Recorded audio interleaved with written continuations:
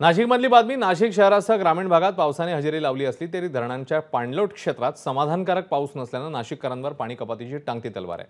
धरणांमध्ये पुढील 28 दिवस म्हणजे जेमतेम महिनाभर पुरेल एवढंच पाणी शिल्लक आहे। येत्या 8 दिवसात धरण परिसरात पावसाचा जोर वाढला नाही तर नाशिककरांना पाणी कपातीला सामोरं जावं लागू शकतं। राज्यात सर्वत्र पावसाला सुरुवात झाली आहे। नाशिक शहरासह जिल्ह्यातील अनेक भागांमध्ये पाऊस पडला, मात्र धरणांच्या पाणलोट क्षेत्रामध्ये अद्यापही पावसाची प्रतीक्षा आहे आणि त्यामुळेच नाशिककरांना भीषण पाणी टंचाईला सामोरं जाण्याची शक्यता आहे। नाशिक जिल्ह्यातील आजचा उपयुक्त पाणीसाठा हा केवळ आणि केवळ 5% येऊन ठेपलाय।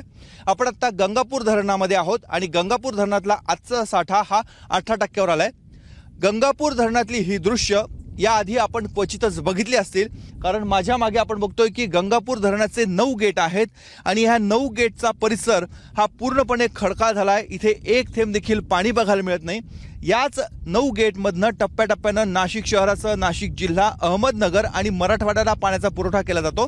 मात्र धरणांमधला पाणीसाठा हा दिवसेंदिवस झपाट्याने कमी होत चाललाय आणि म्हणूनच गंगापूर धरण हे आता कोरडं ठाक पडायला सुरुवात झालेली आहे।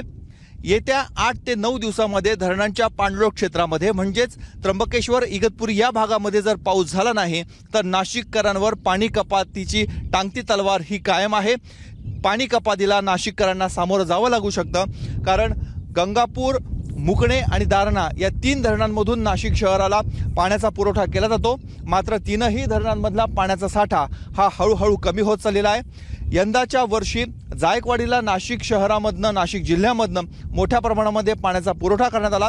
त्यामुळे नाशिक महानगरपालिकेचं हक्काचं जे आरक्षित पाणी होतं त्याच्यामध्ये कपात करण्यात आली आणि त्याचाच परिणाम आता आपल्याला या धरणाच्या पाणीसाठ्यावर बघायला मिळतोय। त्यामुळे 8 ते 9 दिवसांमध्ये जर मुसळधार पर्जन्यवृष्टी झाली नाही, आता आपण जिथे उभा आहोत इथला पाण्याचा साठा जर वाढला नाही, पाण्याचा विसर्ग जर सुरू झाला नाही तर नाशिककरांना पाणी कपातीला सामोरं जावं लागू शकतं, कारण आजचा हा पाणीसाठा केवळ आणि केवळ 28 दिवस म्हणजेच जेमतेम 1 महिना पुरेल एवढंच पाणी सध्या नाशिक जिल्ह्यामध्ये आहे।